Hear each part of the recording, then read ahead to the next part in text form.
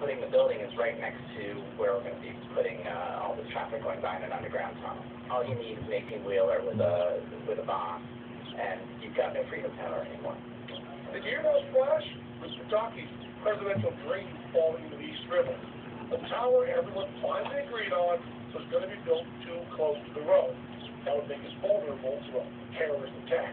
The best minds and the best people are taking ads. I think it's fair to say that the entire city was shocked by this. It was a huge embarrassment for George Pataki, and he ordered a redesign of the building with a deadline of something like 6 weeks. 6 weeks, which, as anyone knows, is the perfect amount of time needed to design the tallest, most secure, most modern office complex in the world.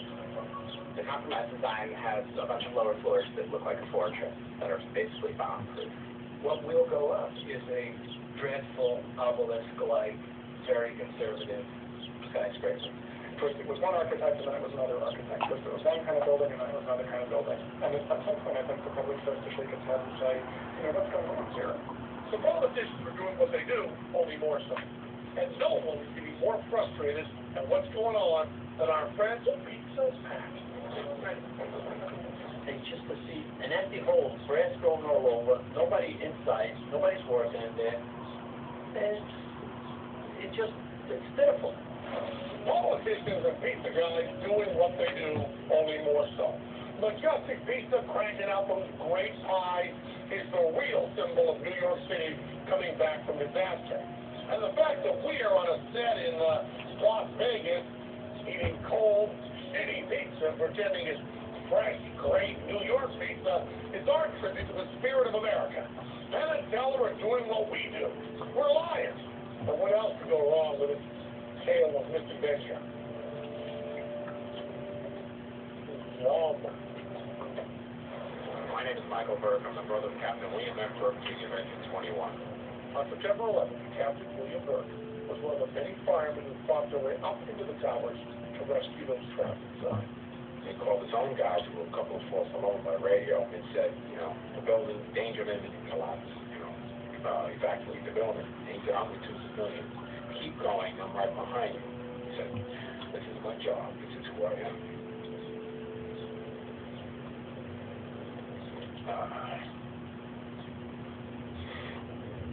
There's no place else on earth that Billy Burke. What about that kid? The heroes born that awful day deserve to be honored with respect. But you wouldn't know the LSPC thinks so. The latest controversy at Ground Zero doesn't have to do with the Freedom Tower or with the commercial skyscrapers at all. It has to do with what to do about the 9/11 memorial. The International Freedom Center was a boondoggle from the outset. It was originally called the Museum of Freedom, which, get this, at the time it was selected as a cultural institution, not one official at the LNDC could even tell you what it was. They just thought it sounded good, so let's have a Museum of Freedom. This building, prominently placed in the middle of the Ground Zero acreage, was eventually designed not just to honor the dead, but also to encourage discussion, as the LNDC put it, about what happened on 9/11 and about the United States in general. People were reading right between the lines and saying, wait a minute, does that mean you're going to host debates where you have political activists potentially bashing American foreign policy? I mean, is this going to be a soapbox for them in the middle of Ground Zero? You're not serious, are you? It's not a question of free speech, it's a question of propriety and dignity and tact. And first was called an interpretive center, which is very telling. Why are we trying to interpret what happened here? Michael Burke and other family members know exactly what happened. What happened on 9/11? Evil attacked. There was destruction and death. And there was sacrifice, courage, and compassion in response. But that's 9/11. Part of the plan was to install a drawing center on the wall, a place where artists could display their interpretations of the 9/11 events. Among the drawing center's exhibits, this art piece of 4 airplanes diving out of the sky towards a naked woman lying on her back, legs spread. It's titled Homeland Security. After disaster, everybody, even artists, keep doing what they do, just more so. And that's fine, but you might not want them doing it where family members need to grieve. We just thought that didn't reconcile with belonging at the site where 3,000 people were slaughtered. This is Anthony Gardner, After losing his brother Harvey on 9/11, he's become involved in the rebuilding of the Ground Zero site. He's the executive director of the World Trade Center United Family Group, a group of survivors, rescue workers, and victims' family members who are working to preserve the legacy of those who died. We didn't say that that artist was entitled to do that and shouldn't have that work exhibited. We said it just didn't belong there. Governor Pataki, after first coming to the defense of the Freedom Center, was forced by public opinion to be a politician, only more so. They scrapped that whole design. More money wasted, more people affected. And what is the LMDC's solution for a memorial museum? They want to build it underground. I think people around the country, when they hear that the whole 9/11 experience and artifacts is buried underground, why? That's absurd. Is there a museum underground? Why? Then stuff to the subway in New York, the above ground. Under the current plan, visitors will see a nondescript plaza with two reflecting pools to remind us where the towers once stood. Oh, and some trees to remind us of trees.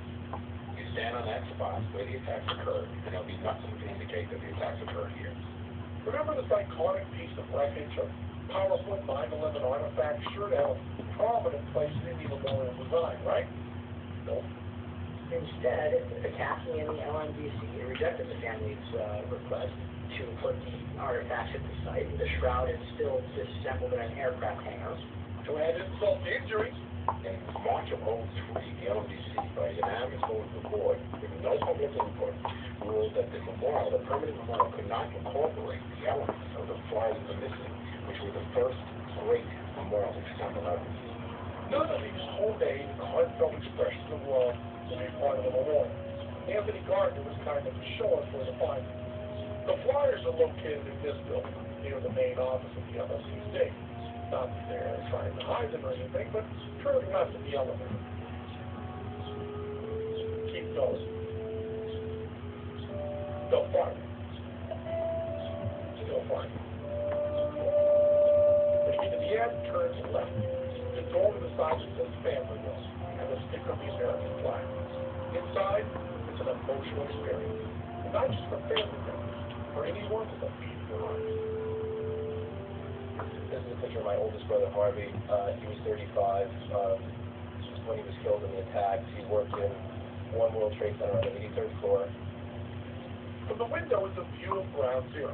Look closely, you can make out the outlines of the two towers.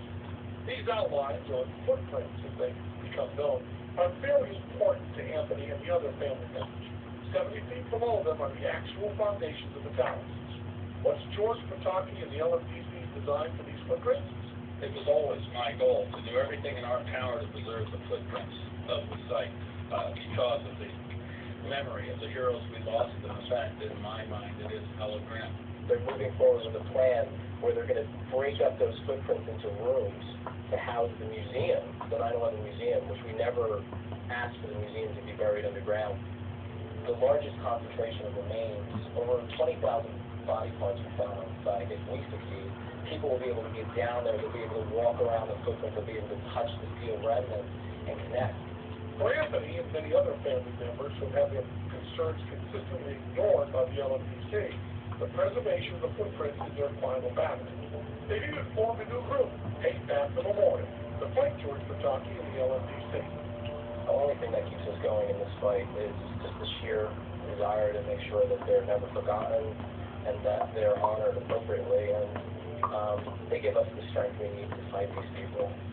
People like this guy. Somehow it has come to be interpreted that the revitalization and rebuilding of that destruction is in some way an insult to the people who died in that. David Stompa is an unpaid member of the LMDC's Artifact Committee, and not paying him is the smartest thing the LMDC ever did. Test people, that mind.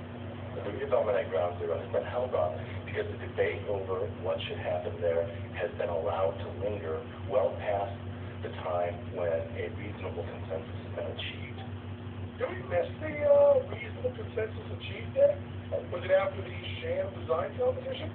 Was it after the initial Freedom Tower had to be scrapped for security reasons because no one from the police? Or maybe it was after the 9/11 memorial was designed to be underground?